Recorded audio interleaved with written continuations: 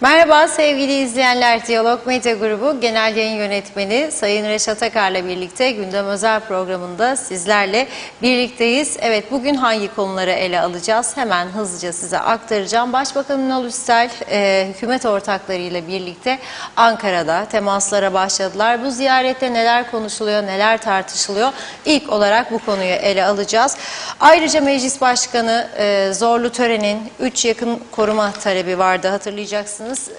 Daha geniş çaplı tartışmalara yol açtı. Sosyal medyaya da baktığımızda oldukça olumsuz yorumlarla karşılaşıyoruz. Yine değineceğiz. Diğer taraftan mecliste de Halkın Partisi Genel Başkanı Özersay'ın istifası görüşüldü. Son olarak Rum lider Anastasiadis'in Cumhurbaşkanı Ersin Tatar'a gönderdiği mektubun içeriği açıklandı. Önemli detaylar var içerisinde, sizlerle paylaşacağız. Her zaman olduğu gibi tabii ki hepsi ve daha fazlasıyla sizlerleyiz. Sizlerin de yorumlarını bekliyoruz. Evet Reşat Bey, merhaba.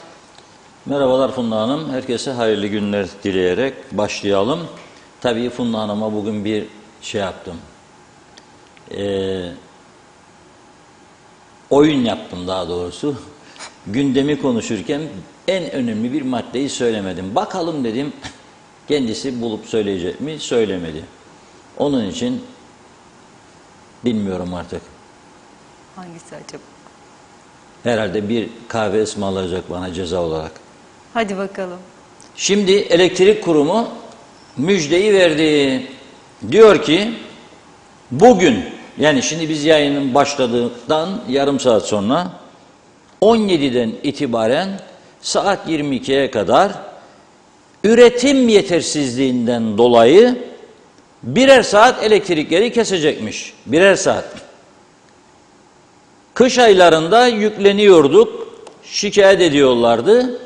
Ondan kaynaklı diyorlardı. Şimdi kış bitti, yaza girdik. Hava sıcaklıkları yükseldi. Ve yarın Allah isterse 1 Haziran yazın ilk günü, yaz ayının. Ama Lefkoşa civarında 37-38 dereceye kadar çıktı sıcaklıklar. Şimdi diyor ki Kıptek, benim diyor üretim yetersizliğim var. Ve ben şimdi bu ülkeyi yönettiğini iddia edenlere veya bu ülkede siyaset yaptığını iddia edenlere veya bu ülkenin aldığı kararlar veya almadıklarıyla ilgili söz söyleyenler, yorum yapanlar, kendilerine göre siyaset üretenlere soruyorum. Bilmez miydiniz bunların olacağını?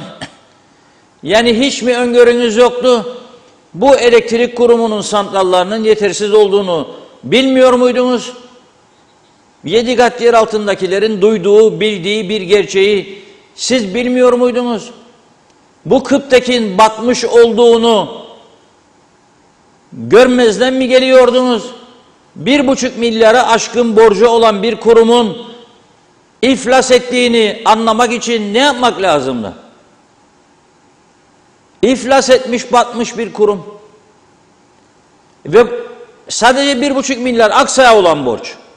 Bankalara olan borçlarla birlikte 2, 2,5, 3 belki daha fazla.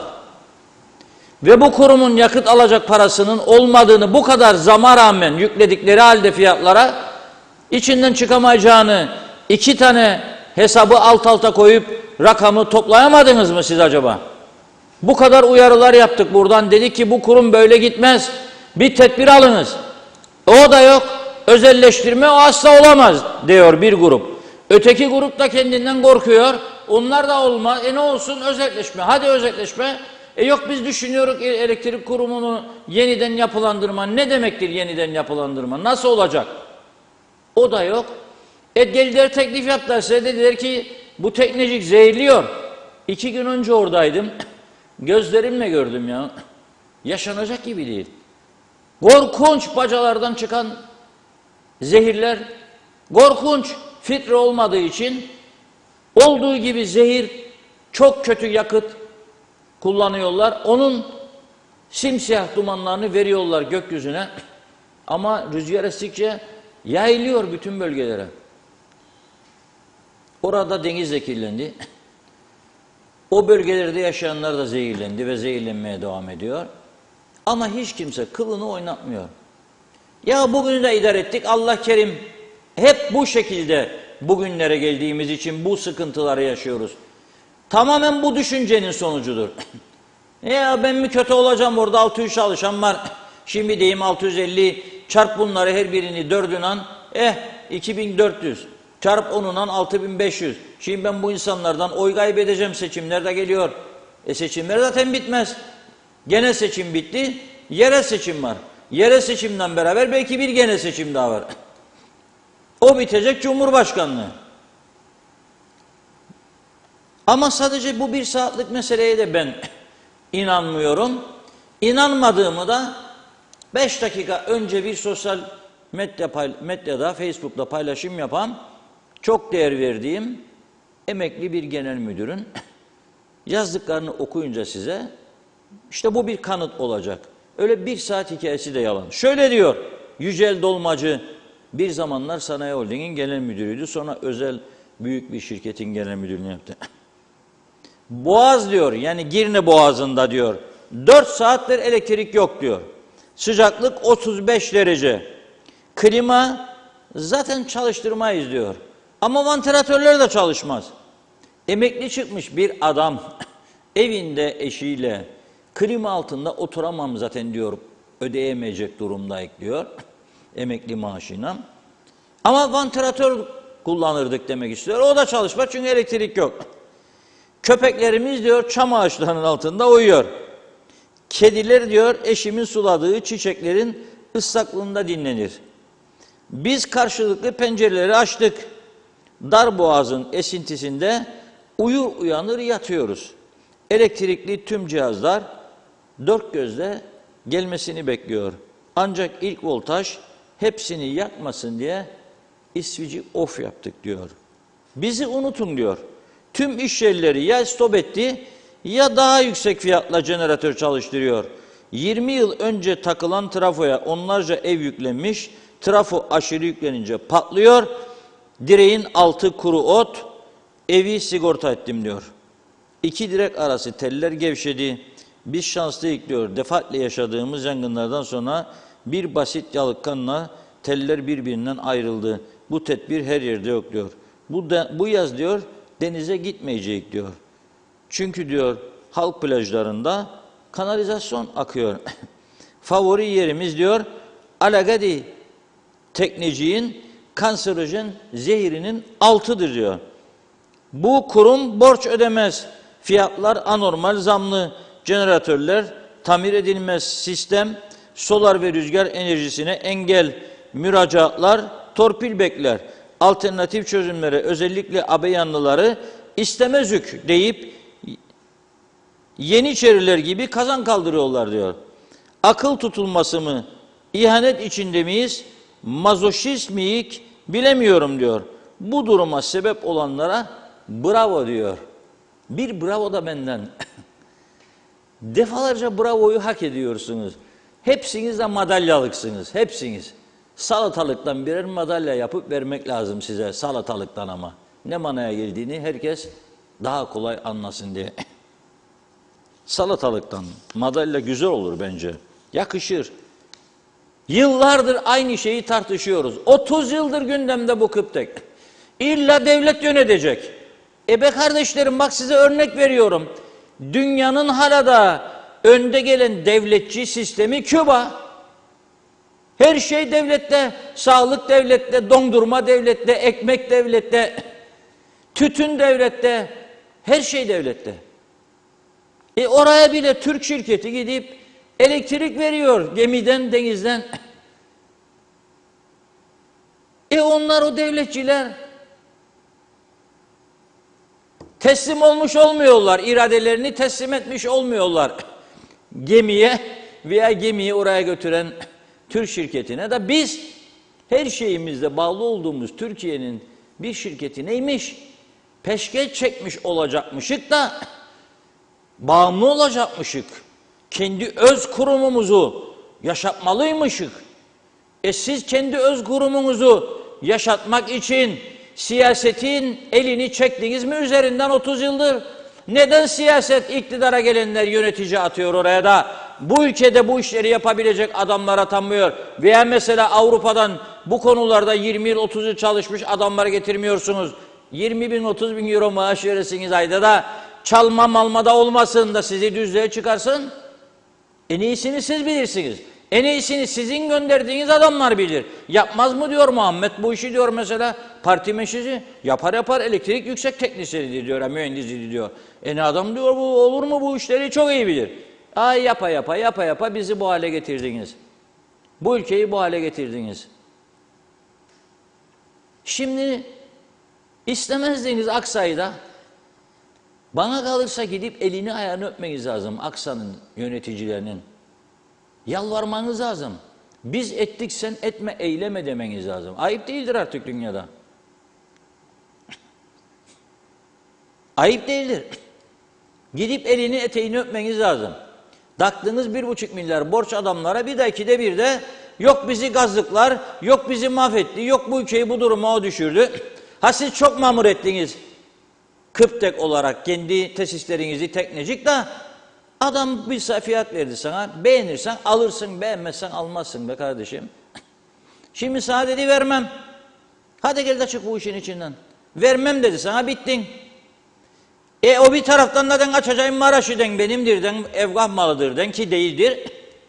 Mahkemede kanıtlayamadın hiçbir şey yok daha. O zaman da Rum'dan istemeye yüzün kalmadı veya Rum sana vermiyor. Vermese de haklıdır. Vermese de haklıdır. Yani insaf 48 yıldır adamların bütün mallarını aldık.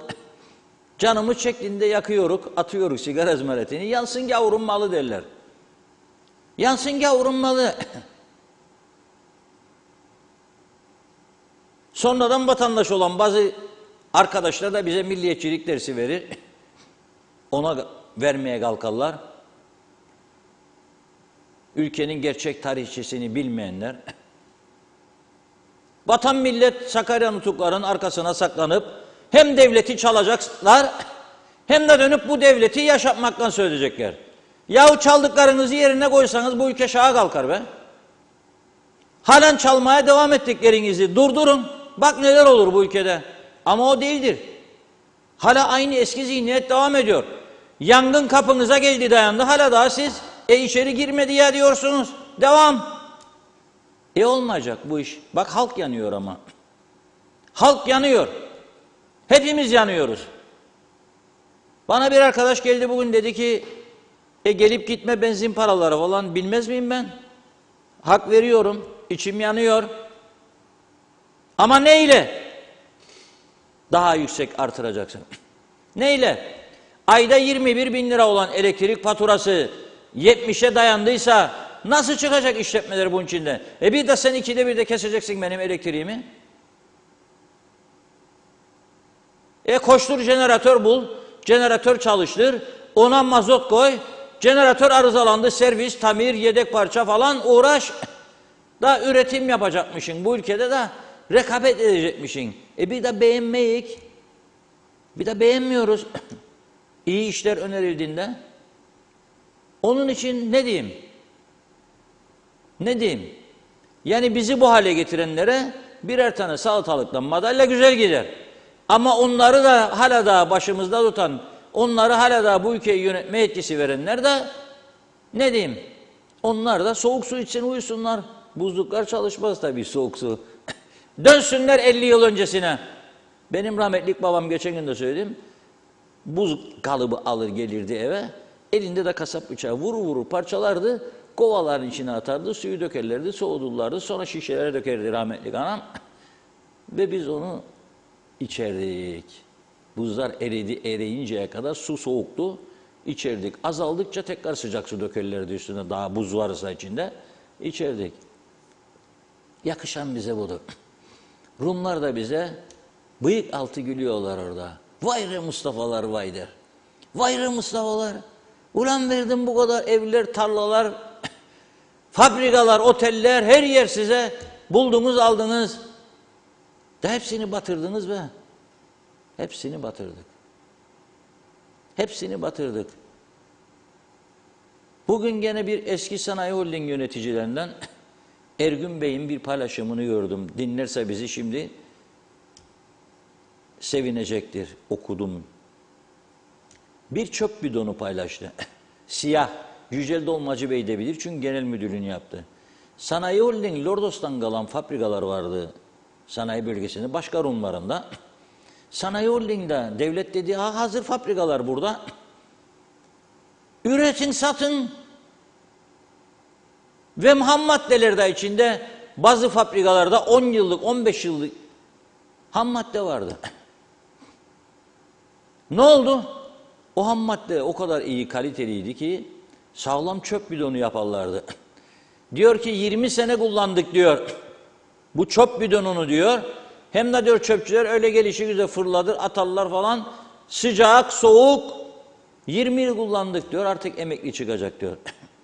Hadi şimdi 20 yıllık çöp bidonu bulun bana.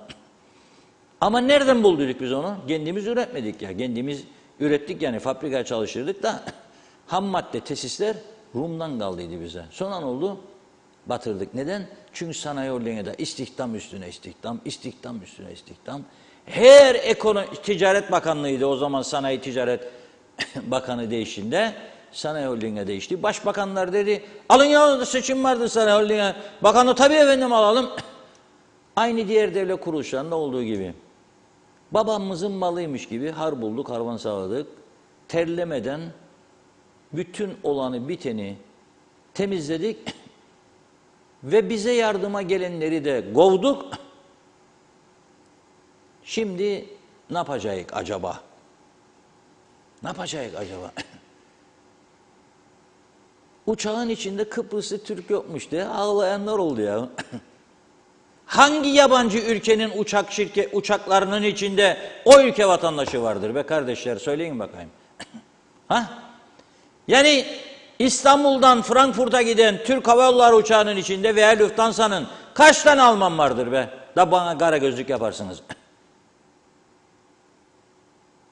Kaç tane? Veya Almanya'dan İstanbul'a gelen her uçakta hep Alman mıdır? Larnaka'dan Londra'ya giden uçakların kaç tanesi İngilizdir yolcuların? Ya kaç tanesi Rum'dur? Bakın bakalım. Uçak İngiltere'den geliyor. Çoğu yolcu İngilizdir. Belki 5 tane Rum bulursun içinde ya da 3 tane. Gitti memleket elimizden demektir bu. Dün gösterdim yahu. Mahcup olmaları lazım. Bu Ayanapa'daki marinayı gösterdim. 200 milyon yatırdı Mısırlı şirket. Dev gökdelen 2 tane apartman, şahane korkunç bir mimari. Ve villalar. Denizin içinde ilk kruvazer gemisi geldi. Törenine karşıladı. Rumların Ulaştırma Bakanı, Turizm Bakanları gitti. Belediye başkanları gitti. Halk dansları ekipleri gitti. Karşılama törenleri oldu. Ya onlar Mısırlı'ya verdi Ayanapa'yı. Mısırlı'ya verdi Limasol limanlarını. Da batmadılar, ölmediler. Tam tersi ileri giderler. Da biz iyi iş yapacağımızda batırdık, bitirdik. İrademiz gitti. Ve bunu söyleyenlerin kültürleri, dünya görgüleri nedir be kardeşler? Söyleyin bakayım bana. Hangi ülkelerde ne tür becerileri vardır? Ne yönetimlerde bulundular da bize bu akılları veriyorlar? Onu istemeyik, bunu istemeyik. Yok o öyle olursa böyle, yok bu böyle. Parti meclisi karar verir. Parti meclislerine koyduğumuz adamların kültürleri nedir? Nerelerde iş yaptılar? Nerelerde üretim, elektrikten anlıyorlar da elektriğin geleceğiyle ilgili parti meclisinizde karar alıyorsunuz. Rezil bir durum yarattınız bu ülkede, batırdınız. Ama acısını halk çekiyor şimdi. Halk çekiyor acısını çünkü inandı, size güvendi, arkanızdan geldi. Seçenekler de sınırlıydı. Ya ona vereceğim dedi, ya ona vereceğim dedi. Bu defa o, bir defa o. Sonucunu da gördü. Sonucunu da gördü. Hiç yoktu elektrik gündemimizde, bakın ha bugün. O kadar çok gündem var. Bu kağıtlarda gündem var bugün konuşacaklarımız. Hiç yoktu elektrik. Bir anda çıktı gene karşımıza. Daha da çok çıkacak. Daha da çok çıkacak. Aksa durdurdu size vermeyi. Rum da durdurdu. Hadi buyurun yapın. Buyurun yapın. İradenizi size teslim ettim ben. Bir daha mı zam? Jeneratör alacaksın diye. Ve en kötü üretim. Artık dünyada kalmadı diyorlar. Kendileri söylüyorlar. Güneş enerjisi, evet torpilden bahseder. Adam ister güneş enerjisi panelleri kursun. Torpiliyle ancak izin alabilir. Yapmayın o zaman bu işi. Hayır, en azından güneş enerjisi yatırımı için Güney Kıbrıs'ın yaptığı gibi anlaşma yapın. Özele ihaleye çıkın, özel şirketler gelsin. 3 yıl 4 yılda kuracak tesisi zaten. Anlaşma yapınız.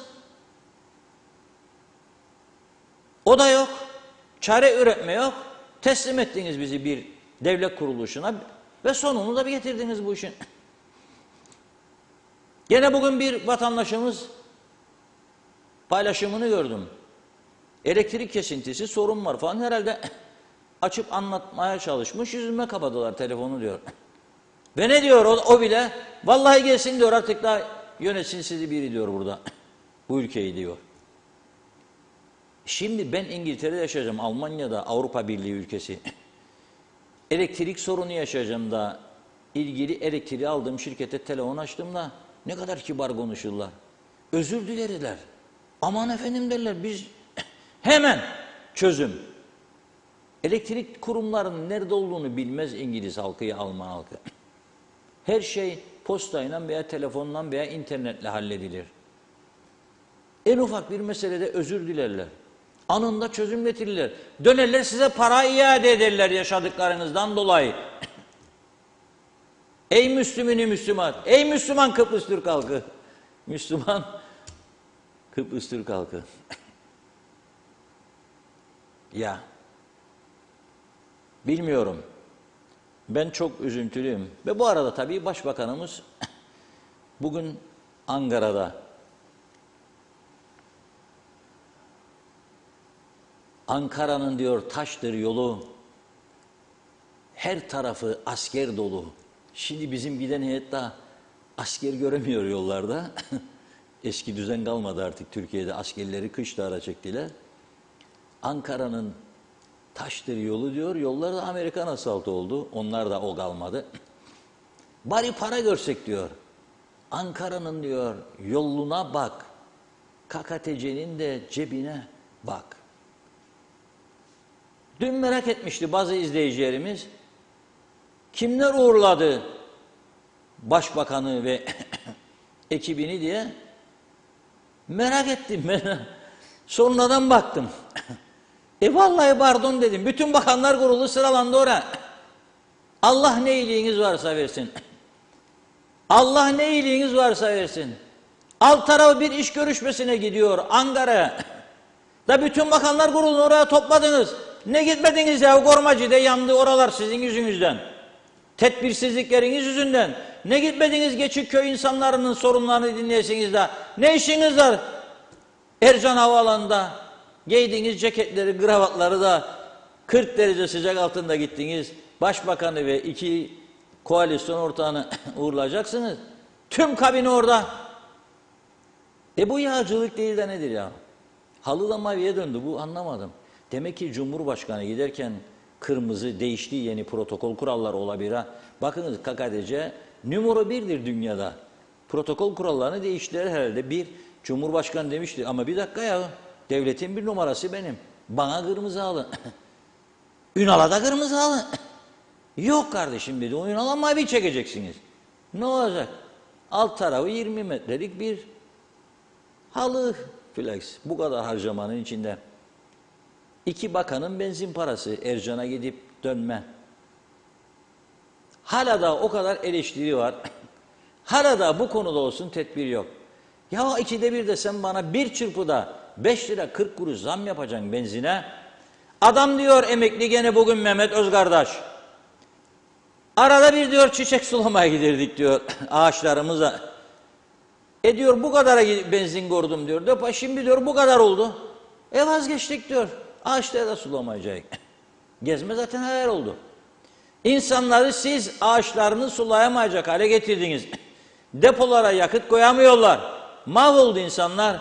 Da siz devlet malı deniz yemeyen domuz misali 40 yılın yanlış batmış kötü siyaseti çıkarcılığa dayalı bir siyasetle hala devam edeceksiniz yolunuza bu batmış halimizde. Ve üstelik ne diyor Sayın Başbakan, yeni Başbakan? Memleket diyor bu haldeyken yanıyor diyor. Her insanlar perişanken diyor. Bu şekilde devam edemeyiz. Edemezseniz önce buradan başlayın göreyim. Buradan başlayın göreyim. Ne işin var sen diyeceksin orada. Dışişleri Bakanı orada, Maliye Bakanı orada, İçişleri Bakanı orada. Hepsi sıraya girmiş. Ne işiniz var ya orada? Ne oturup iş yapmazsınız? Evet, bu ülke bitmiştir. Herkes perişandır. Ama sizden başlayacak tasarruf. Bak Sağlık Bakanımız da sağ olsun ne yapsın? En nihayet bakan olduğu İzdem Hanım da korumaya çalışır koltuğunu. Çok önemlidir bu KKTC'nin bakanlık koltukları ya. Öyle bir madde var üzerinde ki insan oturduğu zaman 30 sene gençleşiyormuş. Yani 30 gün oturun 30 sene gençleşirsiniz. Helal olsun be. Bizi oturtmadılar ki gençleşelim, habire yaşlanıyoruz. Fatma Hanım'ın kulakları çınlasın. Seviyorum onu, aradı beni bugün. Üzülüyorum tabii. Ankara'dan inşallah uçaklar dolusu parayla dönerler. Ama bence bol nasihat alacaklar. Ankara öyledir. Ankara önce bir güzel karşılar. Sayın Başbakanım, sizi ülkemizde ağırlamaktan büyük bir mutluluk duyuyoruz. Çok güzel şeyler bu. Bu ziyaretlerde. Bir de kapıda böyle asker falan koyarlar. Ben böyle gördüğümde askerler kapıda bir de selam duruşuna geçerler. Maşallah 2 metre, 2,5 metre boyunda askerlerimiz. Bak bak bak. O oradan geçmek var ya. Ya öleyim de yeter bana bunu görmek bile. Çeksinler fotoğrafları. Bir zaman çocuklarım bak der, torunlar babamız der, dedemiz. Ankara'da böyle karşılandı. Büyük devlet adamı. Helal size. Bu yeter, yeter, yeter. Para almasanız da bu yeter. Zaten Ankara'da sizi onun için davet ediyor. Para vermek için değiller. No money, no money. Ankara'da para arıyor şimdi. Çok paraya ihtiyacı var. No money. Yapacaksınız diyor da bakacak. Yapabilseniz. Evet Tunla Hanım. Buyurun.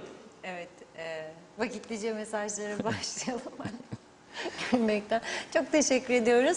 Evet, Mehmet Uluçaylı iyi günler, iyi yayınlar diledi. Mehmet Kurtulmuş da teşekkür ediyoruz.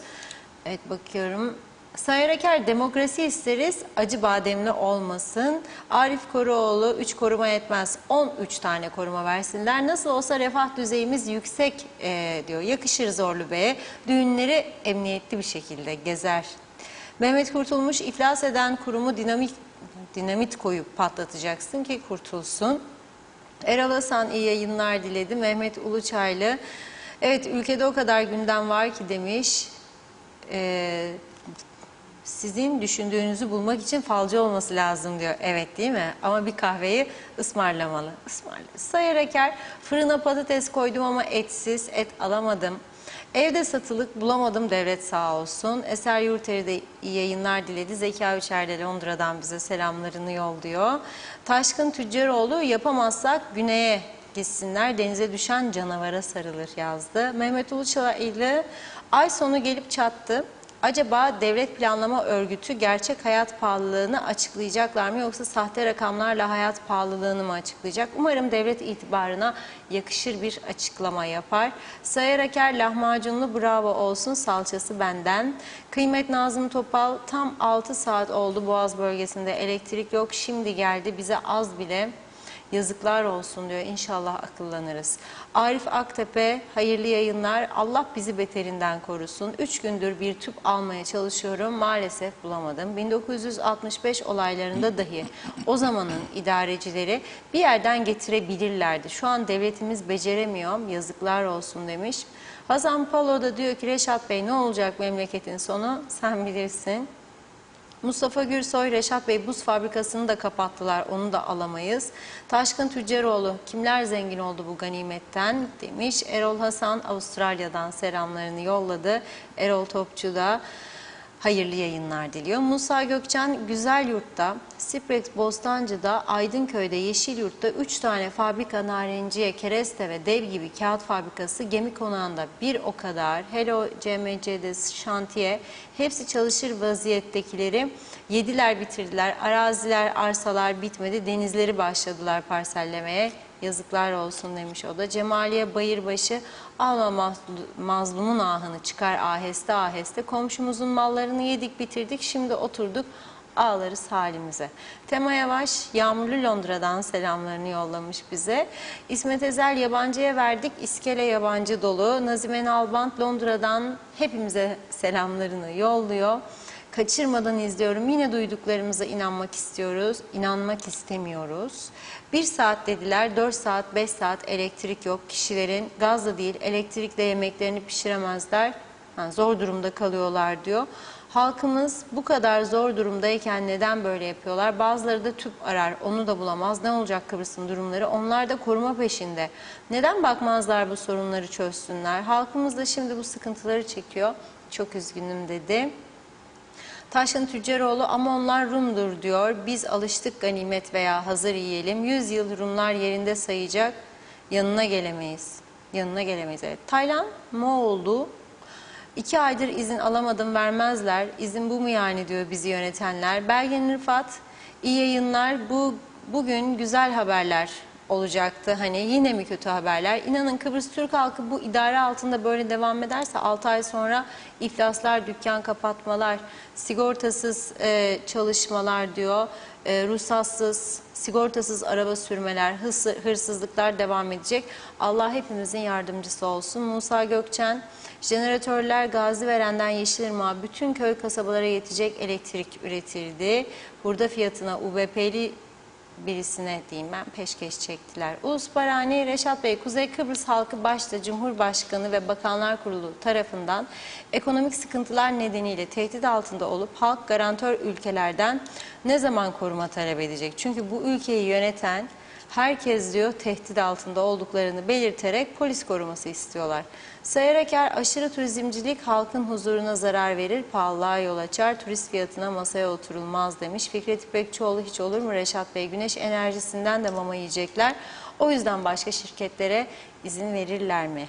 Yeliz Su, daha önce de yazmıştım. Kıptekin bu duruma düşmesinin sebebi çalışanlar değil, orayı yönettiğini zannedenler. En büyük hata bizlerindir. Hırsızları, yolsuzları bizler seçeriz. Neden çıkarımız, menfaatimiz için diyor. Yalansa çıksın bir kişi yalandır desin. Halk olarak bakalım akıl koymayacak mıyız? Eğer düzgün insanları seçseydik ne Kıptek, ne Telefon, ne de diğer kurum ve kuruluşlar bu durumda olmayacaktı. Ne de ülke bu durumda olacaktı. Yazıklar olsun bizlere. Erol Topçu, ne söylerseniz doğrudur demiş Reşat Bey. İngiltere'den yazıyor Erol Topçu. Engin Sedat Tözün, varsın olmasın elektrik demiş. Bizim ayımız yıldızımız bizi aydınlatır. Hem kırmızı beyaz hem beyaz kırmızı diyor. İdris Türk, Türkiye Nevşehir'den İdris Türk. Saygılar sevgiler sunarım. Kuzey Kıbrıs'ın tek çaresi Reşat Akar. Parti kuracak ve tek başına iktidara gelecek. Başka çaresi yok. KKTC halkı uyumasın, Sayın Akar'ı iktidara getirsin. Rıfat Selver, 20 yıl önce dünya 20 yıl sonra nasıl bir yer olacak diye bilim insanları senaryo kurgulardı. Uçan arabalar, hizmetçi robotlar olacaktı evimizde ama şu an elektrik yok, tüp yok, benzin yok diyor. Bunu nasıl başardılar? Gülelim mi, ağlayalım mı? Mehmet Kurtulmuş, Sayın Başbakan ve yardımcıları Ankara ziyaretinin esas konusu para ve deniz altından elektrik getirme projesini halletmek dedi. Belgin Rıfat, burada diyor elektrik borcu olanlara rica ile borçları hatırlatılır. Eğer ödeme zorluğu çekiyorsanız bir ödeme planı hazırlayalım derler ve para ve bilgi alabileceğiniz kuruluşların bilgilerini de yollarlar üstelik. Mehmet Bulduk, tüp gaz yok Reşat Bey, kara borsaya düştü, tüp kazanıyla dolaş yok diyor. Nerede bu hükümet? Kimin umurunda ki halkı anlamakla dayanmak arasında tükendiğini söyleyebilirim. Vah ki ne vah demiş. Orhan Arslan da körler sağırlar birbirine ağırlar diyor. Mehmet Borak, sağın devlet muhafaza ve inkişaf gücü kalmadı. Esgül Mehmet. Evet, hayırlı günler dilerim Reşat Bey, dinliyorum, takdir ediyorum. Reşat Bey'den ricam hasta olmasın. Türkiye çağırsın bizi idare etsin. Mustafa Özcan iyi yayınlar diledi. Belgin Rıfat, mecliste vedalaşsalar olmaz mıydı yani? Sanki o çok muhabbetlidirler. Birbirlerini nasıl aşağı çekeceklerini içten içe hesaplarlar. Ama hep beraber uğurlamaya gittiler. Sanki dünya turuna çıkacaklar demiş. İsmet Sencer, harikasınız diyor. Mustafa Hacı Ahmetoğlu, çalışmadan, öğrenmeden, yorulmadan rahat yaşamanın yollarını alışkanlık haline getirmişler. Milletler evvela haysiyetlerini, sonra hürriyetlerini ve daha sonra istikballerini kaybetmeye mahkumdurlar. Mustafa Kemal Atatürk.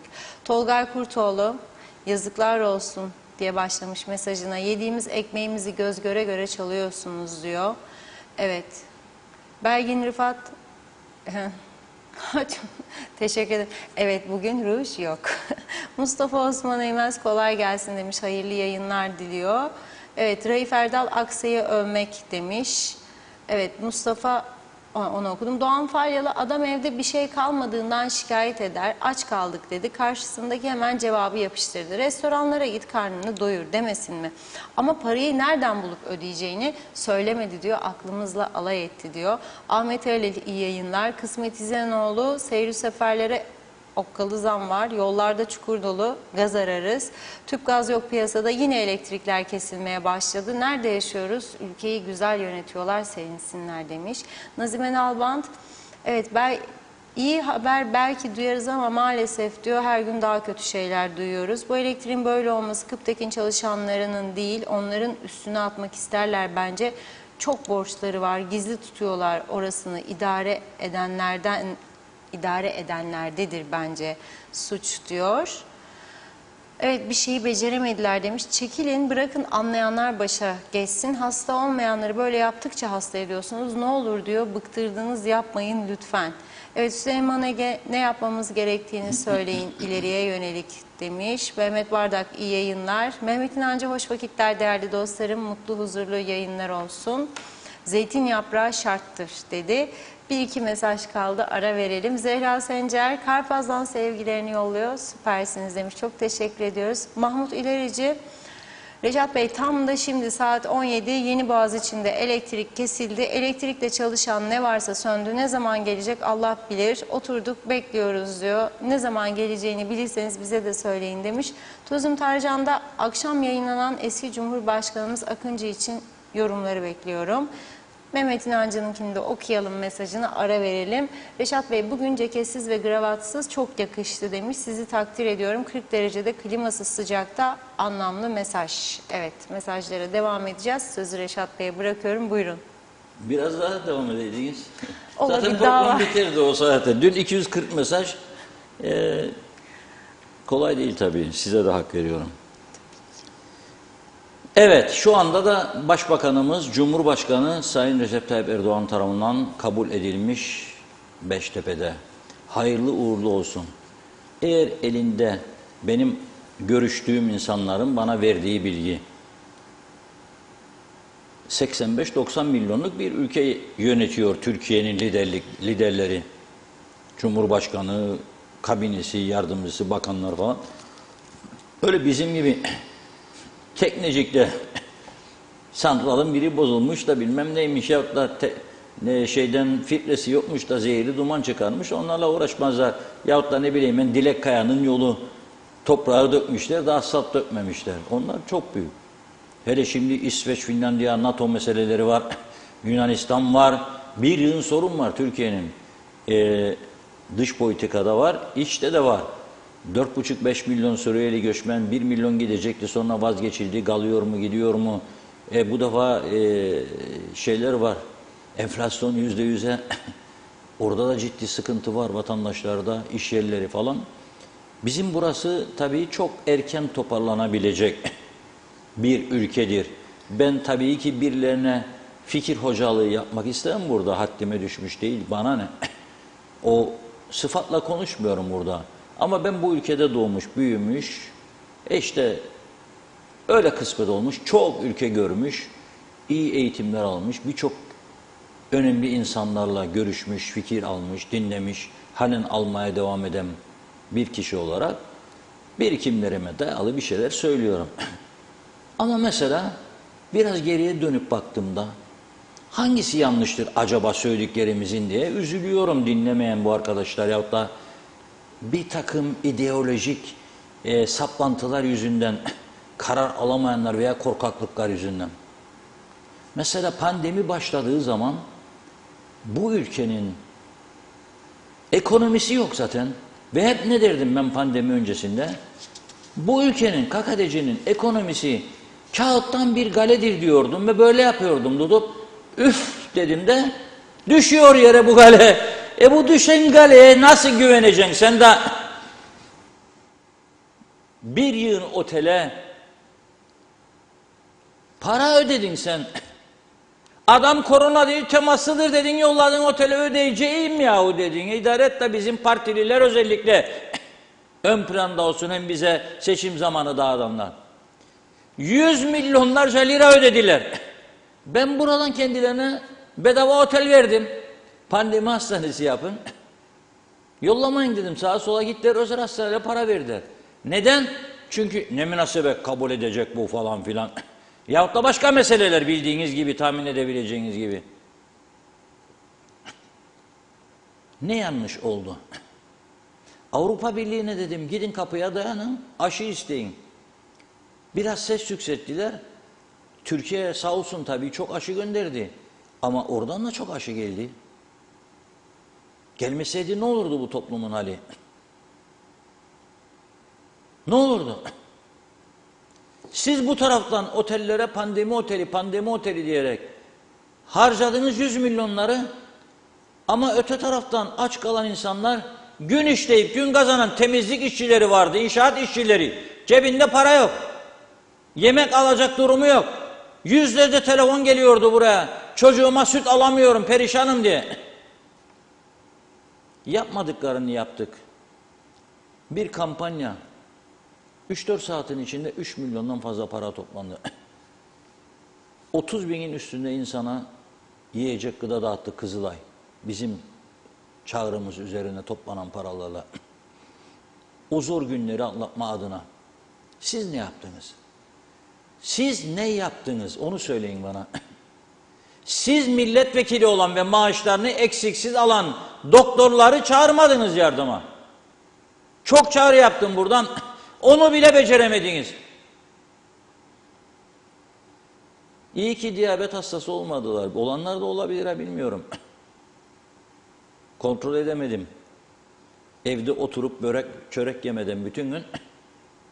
Ama maaşlar devam etti. Peki inşaat işçisi? Peki temizlikçi kadınlar, adamlar? Fabrikalarda çalışanlar, özel sektörde çalışanlar, bakkal çırakları, tezgahtarlar? Mahvettiniz bütün insanları. O yetmedi, üstüne ne geldi? Koronanın üstüne döviz krizi geldi. Üstüne elektrik zamları geldi. Üstüne akaryakıt zamları geldi. Ve bugün bir adam markete gidiyor, bakıyor raflara. Her gün gönderiyorum ekibimi marketlere. Bakıyor. Çocuk diyor bir bisküvi, dur diyor da alamam diyor. 10 liraydı, şimdi oldu 38 lira diyor. Ve arkadaşlar, ama nereye götürüyorsunuz ya Kıbrıs'ı? Türkiye'den gelen bir bisküvi 10 lira nasıl 38 oldu ya ama? Başka şeyler de. Efendim, Güney Kıbrıs'ı örnek vereceğim. Bazı malzemeler var, inanır mısınız? 15 yıl 7.99 çocuk bezi, 7.99 15 yıl. Şimdi direndiler 8.99 oldu. 1 euro. Buna rağmen çevirdiğimde içindeki miktar ve bizim taraf gene daha bağlı. Bizim taraf yarısıydı onun. Nasıl oldu ya? Yani döviz arttı ama yok daha bu kadar. Daha bunun gibi bir yığın malzeme sıralayabilirim size. Bir yığın malzeme sıralayabilirim. Plastik artmış. Onlarda da arttı. Onlar da ham maddeyi dışarıdan getiriyor. Nasıl olur? Onlarda %10 artıyor da bizde nasıl olur %300-400 artıyor? Biraz da insafa geliniz. Bakınız, bu çark, çok uyardım, tersine dönecek. Dönmeye başladı da çok uyardım. Zam yapabileceğiniz yerler var, zam yapamayacağınız yerler var. Ona göre planlayacaksınız. 2. Bu gösterişten vazgeçiniz çağrısını yapmaya devam edeceğim. Bu gösterişten vazgeçiniz. Bütün güç, bütün gösteriş hareketleri sadece dikili taş etrafındadır. Kimse sizi görmez, kimse sizi duymaz, kimse de size hareket ettiğinizde bu ülkeden selam vermez, güneye gittiğinizde de vermez, Türkiye'ye gittiğinizde vermez, Almanya'ya gittiğinizde de vermez, İngiltere'ye gittiğinizde de vermez. Bilin hangi ülkede siyaset yaptığınızı. Onun için bırakın bu devletin sırtından, bu olmayan paralarla, bu batmış bütçeyle yapmayın bunları. Maliye Bakanı size sesleniyorum. Bir genelge çıkarın bugün. Koltuğu kaybetme uğruna. Bir daha karşılamalar, uğurlamalar olmayacaktır. Gitmek isteyen arkadaşlar kendi özel aracıyla gidecektir diye. Yapın alnınızdan öpeyim sizi. Yapın alnınızdan öpeyim.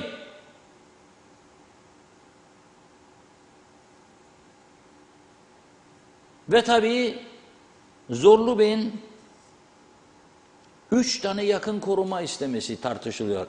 Bazıları diyor ki adamın hakkı değil mi ya diyor. Ha, alıştınız siz de. Alıştınız, Cumhurbaşkanı görüyorsunuz, ben 9 dedim 19'muş meğer. Alıştınız göre göre onu, onun da olsun. Yarın ötekinin de olsun, ötekinin de olsun. Yani meclis başkanına faşistlik basallar diye kendini tehlikede hissedecek. Öyle mi? Dışişleri Bakanı da Rumları ve dünyayı tehdit eder. Ona da verin 3 tane, hatta ona 5 verin. Çünkü Rumlar gelebilir ya olduğu yerden füze atabilir. Korumalar da havada füzeleri tutsun mesela. Yapın bunu da. Maliye Bakanı şu kasa onda. Ver bakalım Bakan Bey bize de 1 milyon 2 milyon bu tarafta ayağa kalkalım. Vermen ha. O zaman hadi gün bak.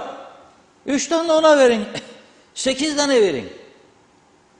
Ya bütün bakanlara verin. 3'er 5'er 10'ar. Cezaevi müdürüne vermedisiniz onları koruma. O kadar mahkum var. Onlara kızıyor, muzuyor, sıraya gir, Ahmet diyor, Mahmut diyor, kulağını çekerim. Verin ona da. Polis genel müdürü bu kadar insanı tutukladır. Yüksek Mahkeme Başkanı en önemli makam. Verin 200 tane de oraya. Verecek yeri çok.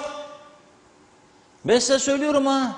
Gümrük müdürü şu o kadar insana ceza yazar. Mesela yani Muhammed. Verin ona da 10 tane 15 tane. Biri bir şey yapmasın. O kadar savaş veriyor. Orada liman müdürlerine çok zor koşullardadırlar.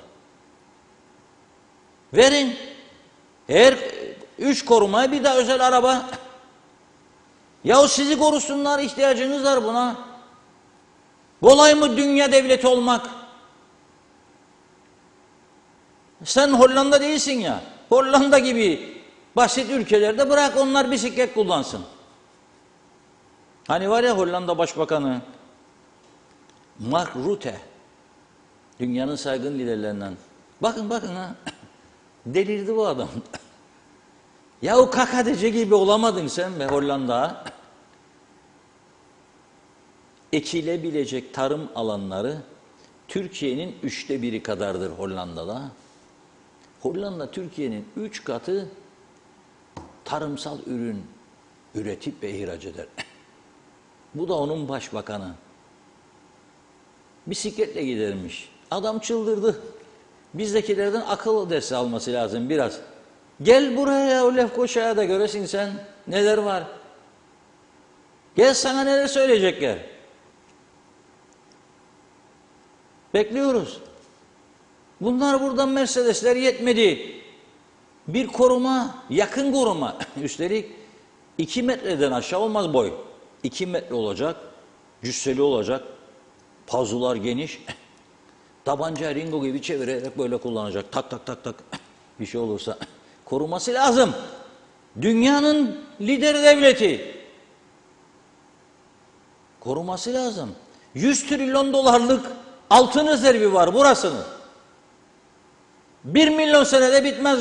Bozdur ulan be kardeşim. Da Ankara'dakiler bunu görmez zannedersiniz ha. Gittiniz Ankara'ya para isteme şimdi. Akılları varsa istemezler para. Nasihat alıp gelecekler bence. Belediyeler reformunu beyefendi bekliyoruz diyecekler. Ne olacak bu Kıptek falan filan sizin? Ne düşünüyorsunuz? Vallahi özelleştirme düşünüyoruz ama bu muhalefet de gözü kör olsun bize saldırıyor. Ne yapacak onu da bilmeyik. Bu akaryakıt zammı yapın. 6.000 Türk lirası asgari ücret olan bir yerde dünyadaki petrol fiyatlarını göstererek sürekli bu kadar zam yapamazsınız. Görmezsiniz dünya İngiltere. Kaç para alırım orada? Kaç para alır? Ayrıca sen bana burada hala daha bugün oldu bir toplu taşımacılığı kuramadın be kardeşim. Bir tane kendimi güvenlik içinde hissedeceğim bir otobüs yok, bineyim de gideyim bir şehirden bir şehire. Adamlar para bulamıyor. Mevcut eski 40 yıllık 50 yaşındaki otobüslerini yenileyemiyorlar. Videsi koyacağında 1 saat uğraşır adam. Kalmadı videsli otomobil. Vallahi billahi devam eder bu videsli otomobiller. Gönderdim fotoğraflarını çektirdim içlerinden. Artık videsler girmez. Gearbox'u ömrünü doldurdu. Yağı döker otobüs şoförü vurur vurur gider. Eve gittiğinde hanım bakar ama ne oldu uyukan geldin? Halimi kaldı be koca karı seni ihtiyarın. Bu kadar bütün gün vites takıp çıkarmadan. Gündüz vites takıp çıkarırsa gece uyuyacak. Çare yok. Mecburen uyuyacak. Yorgun, yoruldu. Toplu taşımacılığın yok. Az binsinler araba, az binsin ben de kabul ederim. Her yer arabayla gitmeyelim. Mesela tuvalete gideceğimizde araba kullanmayalım. Bazıları da çok meraklıdır. Tuvalet kapısına kadar arabayla gitmek ister. Bizim çiçekçi var bu yolun üstünde çok gelirler giderler. Görüyorum ben. Bayanları illa kapısına koyacak. Ay yok. Durur yolun içinde bekler belki biri çıkar da girer. Ya biraz uzağa koy görüyorum bazı maşallah hamur gibi hanımlar. 90 kilo 85 kilo zaten yürümeye ihtiyacın var. Yok. O ayrı bir konu. Onu herkes kendi tedbirini alsın. Ama bunun içine çıkamıyor. İşe gidip gelemiyor insanlar. Devlet okullarını batırdınız. Devlet okullarına giden çocuklar hiçbiri başarılı olursa çok nadir. 10 binde bir belki. Özel ders ihtiyacı var insanların. Dövize döndü birçok şey. Sterling ödeyemiyorlar. Turkish lira alır, sterling öder. Nasıl çıkacak bunun içinden? Ev kirası. Bizim Derya Hanım 2000 liraydı, 3500 isterlermiş kendinden. Ne yapacak şimdi? Ben de düşünürüm, Ünal Bey geldikten sonra hafta sonu Londra'ya gideyim, kraliçeyle bir görüşeyim Elizabeth Hanım'la. Biraz sterling ver ya buraya da kurtar bizi, garantör ülkesin. Çünkü kiralar sterling, arabalar sterling, okullar sterling, her şey sterling. Ne yapacağım ben? Olmaz ki böyle bir şey. Yani derlere bir şarkı vardır. Çıldırmaya az kaldı diyor. Doktorum nerede? Vallahi çıldırmaya gerek yok. Hep beraber bir dans edelim. Hadi. Elektrik de yok bakınız. Açın pencereleri, kapıları. Yoldan zenci menci geçerse ona da bir kağıt asın kapıya. Rahatsız etme diye. Açın kapıları, pencereleri hep beraber oynayalım. Çok güzel bir şarkı getiriyorum. Hareketli. Bak şeye de ihtiyacınız yok ha. Hani gece kulüplara falan şimdi masa varmış böyle round table'lar. 4 kişi gidiyor bir şişe vodka yazıyor. 5.000, 8.000, 10.000, 15.000. Para varsa cepte gidecek o round table'lara. Hiç ona da gerek yok. Onun çaldığı müziğin daha iyisini getiriyorum sizlere. Hem de çok görseli de çok iyi var. İyi olacak bunun. Birlikte izleyelim.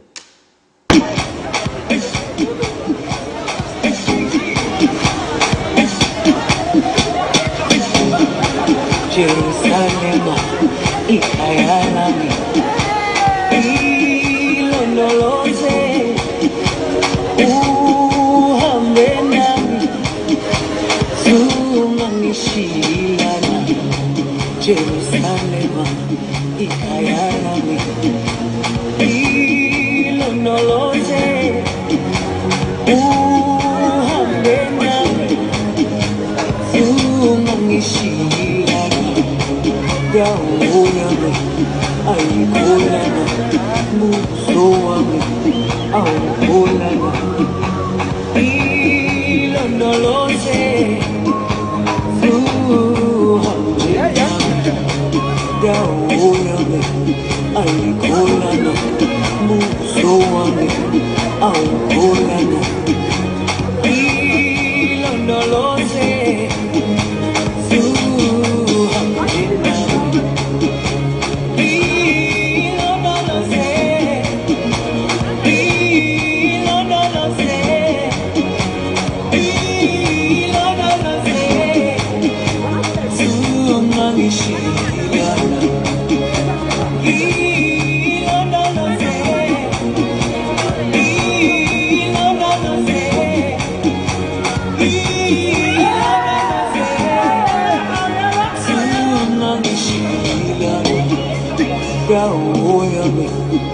Aikolana, musoami, aukolana.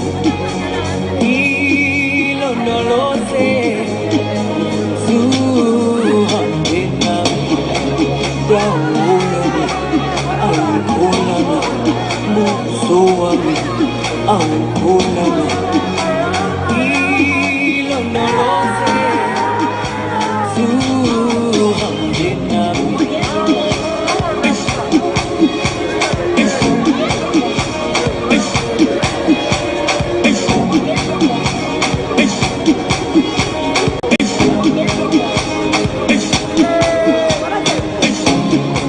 Jerusalema, ikayalami, ilondoloze, uhambe nami, zungangishilana. Jerusalema, ikayalami, ilondoloze, uhambe nami.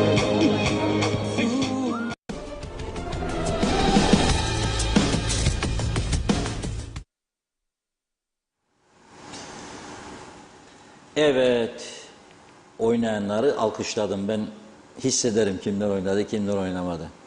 Biraz da işi ara sırada buna vurmak lazım. Deliliğe demeyeceğim çünkü oynamak, dans etmek delilik değil. Deşarj olmak. İçteki sıkıntıyı dışa vurmak olarak da yorumlanabilir. Bilmiyorum yabancı kanalları izleyenler var mı? Türkiye televizyonlarına daha çok neleri görürsünüz? Her gün bir başlık verirler, kajede yazar. Türkiye, İsveç ve Finlandiya'nın NATO'ya girişine izin vermeli mi? Bir araya da uzman çıkar. Tartışma, birisi verilsin der, birisi vermesin der, utanmazlar der bunlar Türkiye'yle falan filan. Kılıçdaroğlu aday olacak mı, olmalı mı? 2 sene, 3 sene bunlar tartışırlar. Neyse, onun için daha çok BBC, CNN International, Euronews olan akşam geç vakitte oralardan gezerim ben biraz. Ya adamlar Ukrayna'dan göç edenlere birçok ülke terapi uyguluyor. Ailesini bıraktı, ya eşi öldü, ya kardeşi öldü, ya kocası öldü, ya bilmem ne oldu falan terapi uyguluyorlar. Ve önde gelen terapilerden birisi de müzik. Müzik eşliğinde onları eğlendirip dünyanı değiştirmeye çalışıyorlar. Resim yaptırıyorlar. Spor yarışları, koşu, bisiklet, bir yığın mesele. Biz burada tamamen betonlaşmış vaziyetteyiz. Tamamen. Hiçbir aktivite yok. Yürü derler doktorlar. Nerede yürüyeceğim? Hadi Lefkoşa'da yol gösterin bana, yürüyeyim. Bir tane Derya Hanım göndersin onu lütfen şey ya. Derya Hanım beni dinliyor herhalde. Rejiye göndersin, unuttum. Dün akşam Lefkoşa Türk Belediyesi'nin karşısında bir stadyum var. Genelde benim tanıdıklarımla gider oraya. Etrafında sahanın bütün gün dönerler. 3 tur, 4 tur, 5 tur. Arkadaşı da giderlerse konuşa konuşa, dedikodu yapa yapa daha çok dönerler. Gördüm mü bizim dairedeki bilmem maymun Emine'nin saçları bugün değişti falan ya. Ya da kocasını atmış, ya da o karısını bilmem ne yapmış. Yok mahkemeye gitmişler. Yok ona araba veriyor, yok ona bilmem ne veriyor. Konu çok. Onlar da çok başarılıyık bir de var. Şimdi dün gene dönermiş kadınlar. Afrikalı'nın biri de gitti oturdu. Sahanın kenarına banklar var orada. İndirdi pantolonunu da arkadaş. Gayet rahat bir şekilde kadınları seyrediyor. Çünkü kadınların büyük bir kısmı da şortlu gidiyor. Hava 38 derece, akşamüstü 36-35. Dönüyor. Rahatsız olmuşlar. Gönderdiler. Bizim Derya Hanım da bana gönderdi. Demişler ki arkadaşları ya Reşat Bey bu konuyu gündeme getirsin daha. Ne olacak halimiz? Bizim. Ne olacak? O kadar çok çoğaldılar demiş. Gene bir arkadaş, bizim başka arkadaş dün bana şey diyor. Yahu diyor annemin mahalleye de dadanmışlar diyor. Dedim. Annemin mahallede diyor şeyler var diyor. Kapıları çalarlar diyor. Ve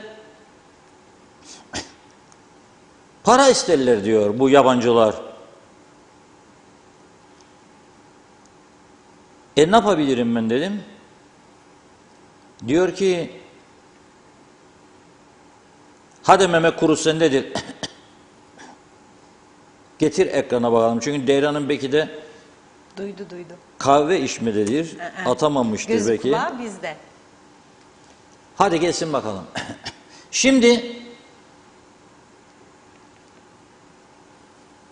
yabancılarla ilgili tabii ki alınması gereken önlemler var. Ben kabul ediyorum. Görüyorsunuz değil mi? Yürüyüşe çıktınız. Orada da rahat yok artık. Peki Lefkoşa sokaklarında mesela nerede yürüyeceğim ben? Doktorun tavsiyesine uyuyorum. Nerede yürüyeceğim? Gidilecek yerler buralar. Kaç kişi gidecek oraya? Doğru düz parkımız yok. Yeşil alanımız yok.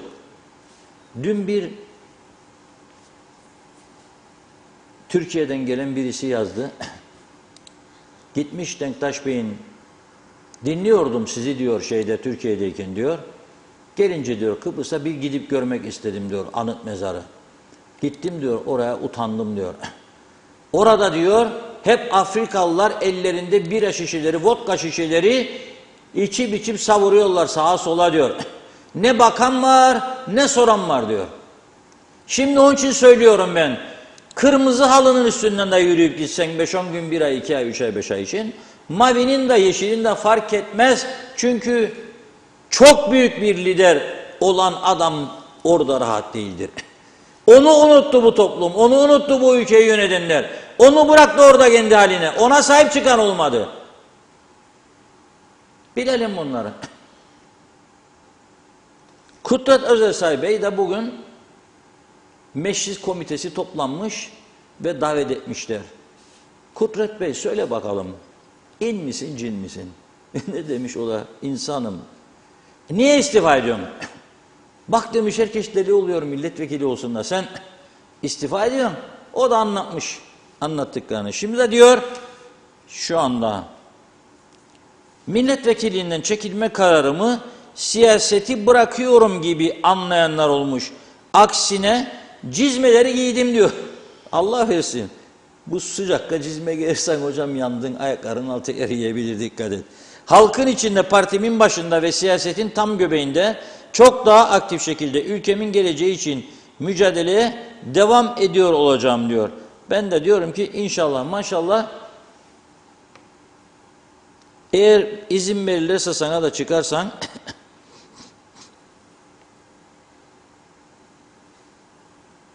bak keyfçiğine derim ben de hocam. Dinlen derim. Bu benim görüşüm.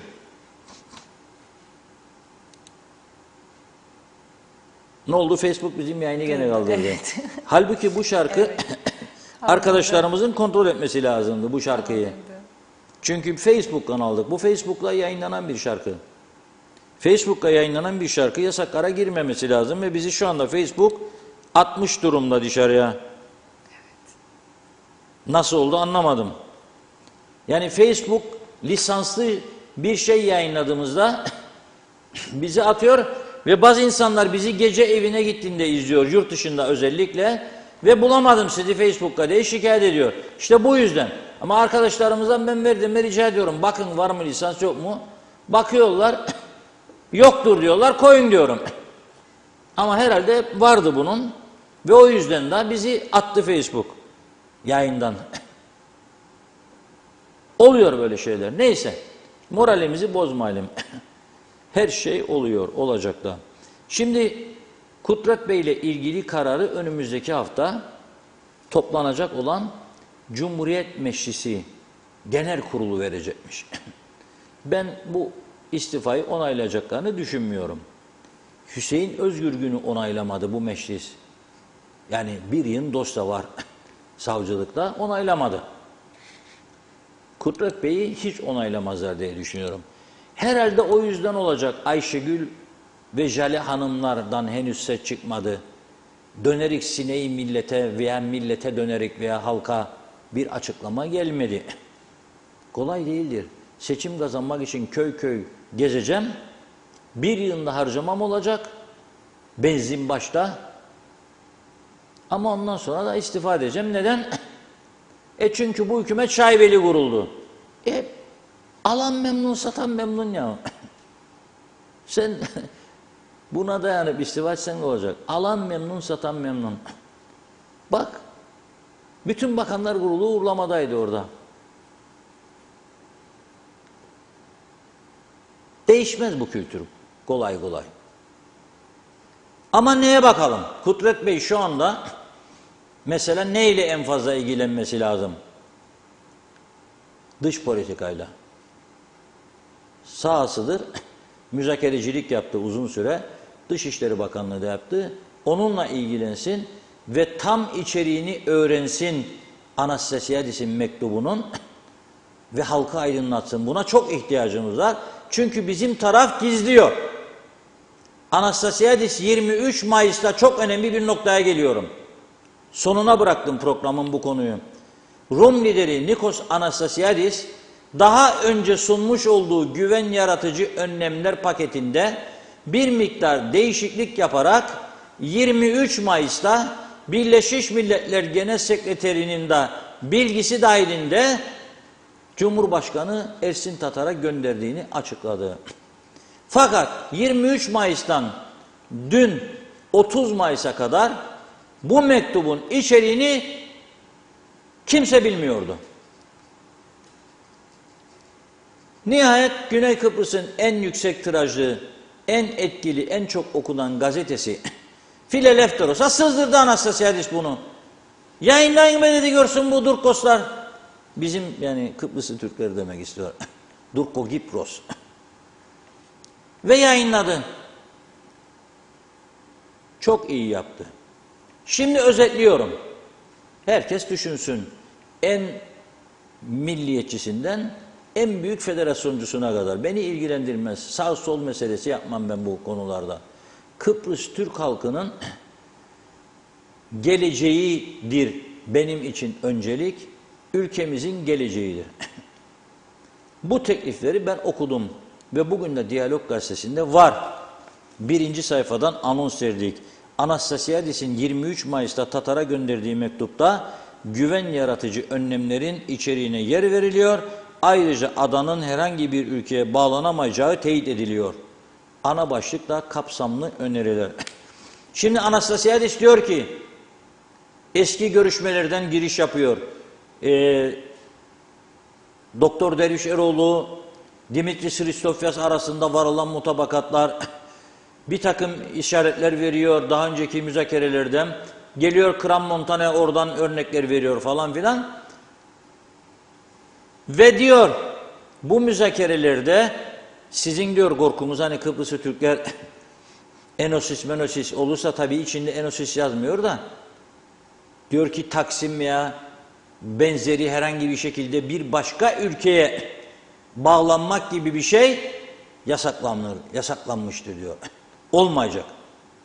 Bu bizim en büyük korkularımızdan biriydi yani Enosis hayalleri sönmez mönmez. Orada diyor ki zaten bu konuda anlaşma vardır diyor. Ve bu diyor garanti edilecek. Şimdi tabii diyebilir ki 60'ta da garanti edildiydi de ne olduydu gene? Olabilir. Sen sağlam duracaksın. Sağlam duracaksın ve sağlam durmanı sağlayacak güvenlik garanti önlemlerini de alacaksın. Şimdi geliyorum ama o işin son perdesi. Bugün için. Gene aynı şekilde Maraş'a karşılık Mausa Limanı ve Ercan Havaalanı'nın uluslararası seyahatlere açılması. Şimdi bizim Ercan'ın uluslararası trafiğe açılması ne kadar önemlidir bilir misiniz? Hayati denecek kadar önemlidir. Bu sadece ekonomik turizm açısından değil, vatandaşlar açısından da. Bakın diyor ben diyor İstanbul'a gideceğim, tedaviye götüreyim çocuğumu diyor. 4500 lira bilet parası verdim diyor. 4500 lira bilet parası verdim diyor. 250 euro. 200 euro 18'den koysam 360. 3600 eder.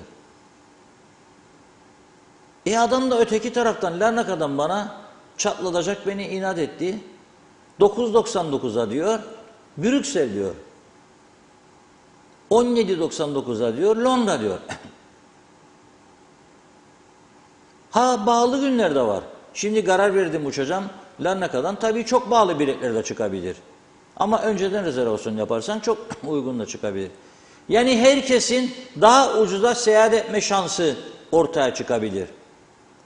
Bir görecek ki İstanbul biletleri 10-15 euroya kadar düşecek.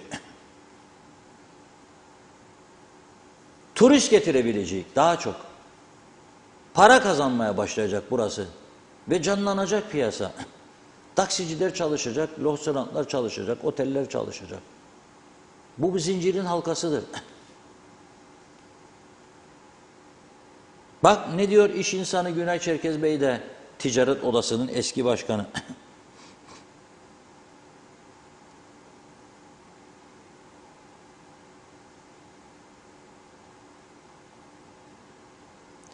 Arıtılmamış suyu bile diyor belediye diyor eliyle denize veriyoruz diyor. Ve turizmi kendi elimizle diyor yok ediyoruz diyor. Software'la, hardware'la uğraşacağınıza diyor kuruyan bir iklimde hala tarım yapmak istiyorsunuz siz diyor. Halbuki diyor turizme bakın diyor. Dünya ekonomisi artık bir oldu. 25 sene önce burada mesela çok iyi bir konfeksiyon sektörü vardı. O sektörün nasıl battığını bilenlerden biriyim. Sendikalaştı çalışanlar. Bu işlerinde grev var. Adam anlaştı. O günlerde de döviz isterlin düşüyor. Adam zarar etmeye başladı. Çünkü bir peniyle oynuyor kapsın diye işi. Sen döviz hem isterlin düşüyor hem zam istiyorsun. Grev var derler. Bir tanıdığımda 400-450 çalışanı vardı. Kapattım be dedi. Kapattım dedi. Taşıdı fabrikasını uzak doğu ülkelerine. Oradan devam etti. Konfeksiyon da bitti.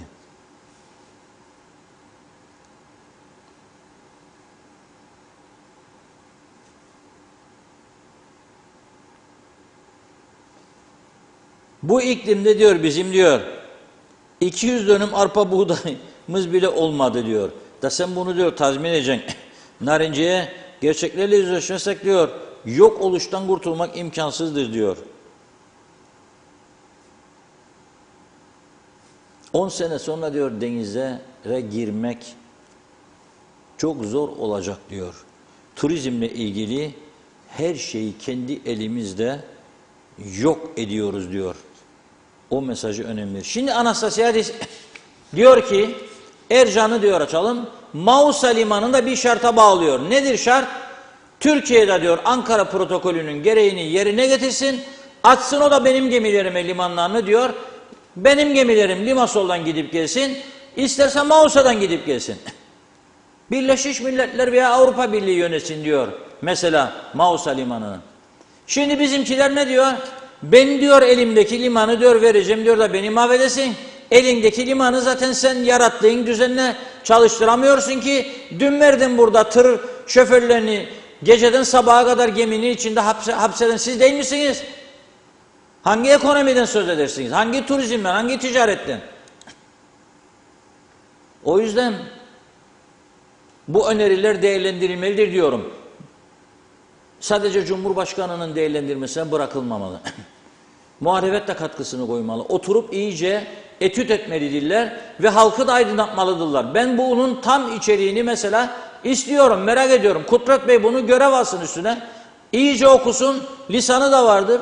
Tam tercüme etsin, alsın yanına bir kişi, iki kişi, çıksın gelsin burada da imkan verelim. Anlatsınlar insanlara. Gözümüzü açmak zorundayız. Yok ki bizi lağım sularıyla yıkamaya başladılar da ben buna göz kapayacağım. 13,5 milyon verdiler Mausa Belediyesi'ne 3 ay önce maaş ödeyemiyor aylarca diye. Da bir arıtma tesisini çalıştıramıyor da toplanmış fotoğraf da paylaştılar. 30 kişi var masa etrafında da kafa yoruyorlar. Laguna'nın arıtmasını nasıl düzeltecekler? Güller bize insanlar ya. Ben bununla uğraşmak istemem bir vatandaş olarak artık. İnsaf, el insaf. Yani bu kadar Kıbrıs Türk'ü bu kadar çaresiz mi ya? Bu kadar bir basit işi çözemeyecek duruma mı geldi bu halk? Olmaz. Evet bunlar. Öyle gergin gergin bakıyorsun. Yani bu adamlar ne buldu bağırıyor böyle. Yok hiç. Kime öyle kızdı ki demiyorum. bağırıyor diyor içinden. Bir yere kızmasam bağırır mıyım zaten? Usul usul burada anlatırdım. Buyurun. Hiç evet tabii mesajlarda aksamalar oldu internetteki kesintiden dolayı ama hemen bilgisini de paylaşalım. Yayınımız süresinde denk gelirse Türkiye Cumhurbaşkanı Erdoğan'a Başbakan Ünal Üster'in açıklama yapması bekleniyormuş. Haber gelirse direkt oraya döneceğiz. Evet. Gördüğüm son kalan mesajlardan Fikret İpekçioğlu baştakiler nerede, doktorum nerede, mecliste mi diyor. Evet, Belgin Rıfat saat başı ücret en az 10,80 sterlindir demiş. Hasan Ertem iyi yayınlar, daha karpuz da yiyemedik 7 lira kilosu, belki Haziran'da ucuzlar biraz. Mehmet İnancı Titanik gibi battık batırıldık Sayın Akar. Bir daha su yüzüne çıkacağımızda 1000 şahit ister dedi. Salih Mullalı kira yasasını ele alıp güncelleyeceğim diyen bir parti var mı diye sormuş. Emine Mülayim iyi yayınlar. Reşat Bey koruma alacaklarına baksınlar, barikatları durumunu düzelsinler. Yok ki güneye geçeceğiz, 1 saat bekleriz. Rezillik çok diyor. Mustafa Özcan ben anlamadım. Ülkede bu kadar yokluk, işsizlik, pahalılık, bunalım varken koruma talebi. Üstelik Sayın Meclis Başkanı'na kendisini o kadar çok tanıyan var ki çarşı pazarda birisi kolunu tutsa, laf söylemeye kalksa 50 kişi yanına yardıma koşar. Ne gerek var korumaya? Gerçekten bu ülkeyi yönetmeye çalışanları anlamak çok ama çok zor demiş. Mehmet İnancı kara Mercedes'lere hemen satsınlar, örtüleri kaldırsınlar, elçilikleri geri çağırsınlar diyor. Salih Muğlalı ben iktidara gelirsem korumaları, özel arabaları kaldıracağım diyen bir parti var mı dedi. Mustafa Arnavut ne yaparsak yapalım artık bu düzeni değiştiremeyiz. Böyle gelmiş böyle gidecek. Sayar Aker İngiltere'den bisküvi, Amerika'dan toz süt, Brezilya'dan kahve yardımı edelim. Yüz kızarması kalmadı artık diyor. Zeki Özgür Kanlılar toplama hükümetle iş yürümez. Bunlar kukla. Otur deseler otururlar, kalk deseler hazır ola geçerler demiş. Kamil Özalar Almanya'dan selamlarını yolluyor. Emine Durmaz da bizim memlekette korumaya gerek yok. Ergün Yahat helal olsun Reşat Bey hep doğrular dedi. Eser Yurteri gündeme ithal suyu da koyun gündeme diyor. En fazla zam içme suyundadır demiş. Evet, Belgin Rıfat son 2 yıldır yaptıkları yanlışları sayarsak 24 saat isteriz. Doğru yaptıkları bir şey var mı onları sayalım. Ben bulamadım. Kendi kendilerini böldüler, çarptılar. Pek çok şeyi illegal yollarla yaptılar. Kendi partilerinden 2 milletvekilini harcadılar. Biri kaçak Türkiye'de acaba şimdi ne maaşı verirler diyor. Yani HESA'larla meselerle 2 yıl gitti. Bu KKTC halkını 10 yıl geriye attı.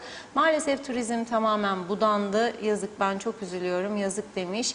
Emine Durmaz denetim var mı? Kim kimi soyacak? Yalnız koltukta oturmakla olmaz dedi. Nazime Nalbant tüm çalışanlarımıza teşekkür ediyor bize. Çok teşekkür ediyoruz. Süpersiniz. Evet bakıyorum.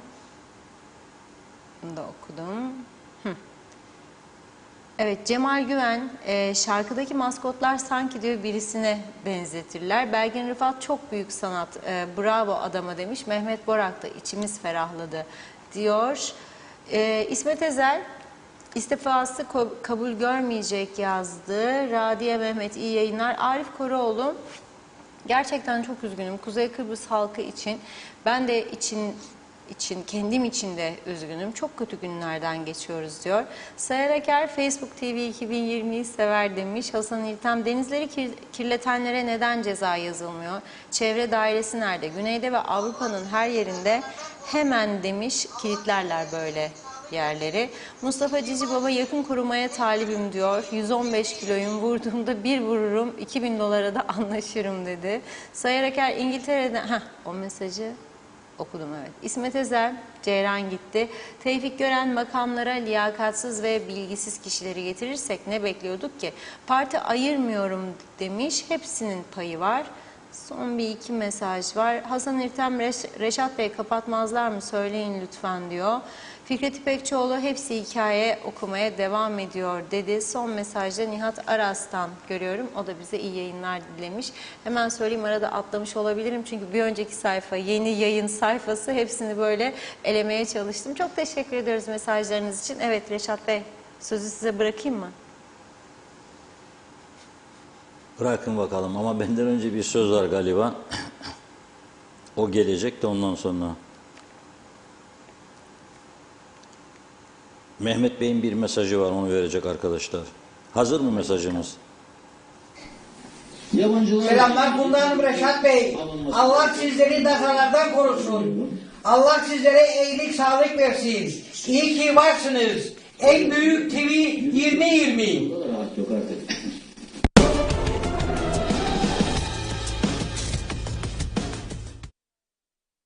Dünkü bulsun. Ben size mesaj atıyorum. Çok teşekkür ediyoruz. Biraz sonra bir haberimiz gelecek ama dünkü yayında arkadaşlarımız bulacak. Ekranı hazırlasınlar. Şimdi bir arkadaşımız yazıyor bana. Güneyde çalışan bir arkadaşımız. Diyor ki Reşat Bey diyor tüp gaz 350 TL olacakmış. Onun için yok. Sizlerden de çok sayıda mesaj var. Gördüm. Kaç gündür piyasada gaz yok. Yahu ben bıraktım büyük reformmuş falan filan. Zaten Kuzey Kıbrıs gibi bir yerde neyin reformu? Yani eğitim sistemini köklü değilseniz ona bile reform diyemezsiniz. Düzeltme yaptık dersiniz. Biter. Neyin reformunu? Yani reform lafını hiç sevmedim ben bu ülke için. Bu kadarcık bir avuçluk toplumda ne reformu? Yapman gerekeni yaparsın. Uygulamaya da koyarsın. Ne fotoğrafına ihtiyaç var, ne şovuna ihtiyaç var. Yeni düzenleme budur ama 2 günde bir değiştirmek şartıyla değil ha. Kalıcı işler yaparsın, doğru işler ve yürürlüğe girer. Ya bu ülkede şu anda gaz yoktu, adamlar tüp gaz bulamıyor. Ve ben buradan söylüyorum size, gidip güneyden almaya başladı insanlar. Alın bir tedbirini, sorun kimdedir? Sorun eğer gaz ithalatçılarındaysa onlarla çözün sorunu. Ama sorun zam gelecek de karar alamıyorsanız bekle bakalım olmaz. Zammı da nereye göre yapacaksınız? Şimdi nasıl olur o tarafta böyle de bu tarafta böyle. Yani akaryakıtta onlardan hala biraz ucuzluğumuz var. Gazda da şimdi o bizi yani yapmayın insanlara ya. 80 yaşında insanlar var, 90 yaşında gidip Rum tarafından 10 kiloluk tüp mü koyacak arabaya da gelsin. Yapmayın bunu. Arkadaş diyor ki 350 olursa yandık diyor. Güneyde diyor 13-14 eurodur diyor. Orada çalışır ve alıp geliyor yani evine. Yani benim de ihtiyacım olsa gidip alacağım. Bunun vatan millet sakarası yoktur be arkadaşlar. Bak Rumlar da bizi çok sevdiğinden gelmiyor ya benzin almaya. Rumlar da bizi çok sevdiği için değil ya. Hem evleri aldık, uçurduk havaya her şeyi. Hem de gelsin bize sarılsın. Oo Reşat'im bu I love you. Yok. Ne I love you'su? Ama ihtiyacı var. Onlarda da sıkıntı var, ekonomik sıkıntı var. Ne yapıyor? Geliyor benden alıyor. Ben de gidip ondan alacağım eğer siz çare öğretmezseniz. 14 euro da koysan 15 bile yapsam 260 TL yapar. 350 yaparsan bana olmadı bu iş. Olmadı. Bakacağım bir vancık alacağım. Akşam 10'da çıkarım işten 11'de. Sabah biraz geç gelirim. Alırım yanıma bir de arkadaş güçlü kuvvetli böyle. Gider doldururum her gün 50 tane tüp getiririm buraya. 100 liradan fena para değil. 5000 TL yapar. Vallahi iyi para. Yaparım bu iş yani. Siz de yaparsınız. Böyle istiyor bu arkadaşlar. Ya hiçbir konuda, bir ufacık konuda bir çözüm yok, bir şey yok ya. Hiçbir konuda. Hiçbir konuda bir hareket yok. Gerçekten üzücü bir durum. Şimdi dün bir küçük evladımızın şeyini yayınlamıştık Diyalog gazetesinde. Kuzey değil mi? Ya ismi Kuzey. İsmi Kuzey. Bu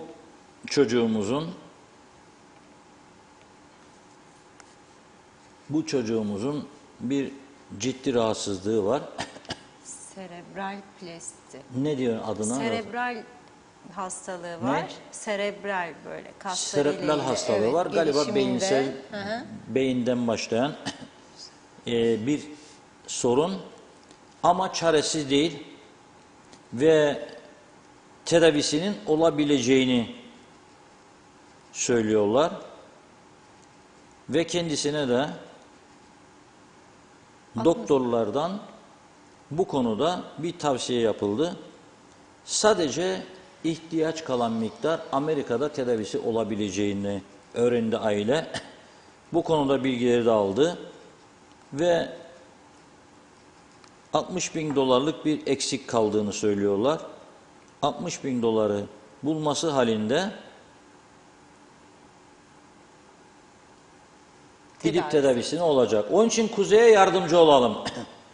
Bütün Kıbrıs Türk halkına çağrıda bulunuyorum. İmkanlar nispetinde. Özellikle de varlıklılara. Özellikle de varlıklılara. 1000'er dolar verseniz 60 kişiyle bu iş biter. 60 kişiyle biter. Ve bu ülkenin en az 6.000 tane de kaymaklı zengini vardır. Adım gibi eminim. Hiç bilmediğiniz bir şeye benzetmediğiniz öyle insanlar var ve bazılarının vergi kaydı da yoktur.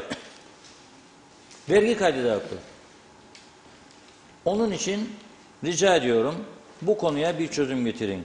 Dün Diyalog Gazetesi geniş yer verdi buna. Serebral palsi hastalığıdır. Onun için kuzeye destek verelim. Babası Selen Güçlü, Gürdal Selen Güçlü bizden rica etmişti bunu. Dün muhabirimizi gönderdik. Gitti, gördü, konuştu ve yardım çağrısına biz de karşılık verdik. Bir mesaj da bugün Zekiye Şahuri'den geldi bana. Şöyle diyor, bir hayat kurtarmak sizin elinizde diyor. Çok yakın bir aile dostumuz için döner aranmaktadır diyor. 18-45 yaş aralığında KKTC vatandaşı ciddi bir sağlık problemi olmayan kişilerden gönüllü olarak dönör aranmaktadır diyor. Kan verebilecekler, örnek noktalar diyor kan vermek için. Kemal Saraçoğlu Vakfı, Lefkoşa'da mahkemeler karşısı. Girne Tunç Çevik Hastanesi, Gazi Mausa ve İskele Tıp Merkezi. Duyarlı olan insanlara diyor şimdiden teşekkür ederim. Örnek vermeye gidilirken KKTC kimlik kartı gösterilmesi gerekmektedir diyor. Okudum sizlere. Bir hayat kurtarmak için dönör aranıyor. Bunun için de kan verilebilecek noktalar belirtildi. İmkan olanlar buna da yardımcı olsun diyoruz. Bugün bu programı kapatmazdan önce.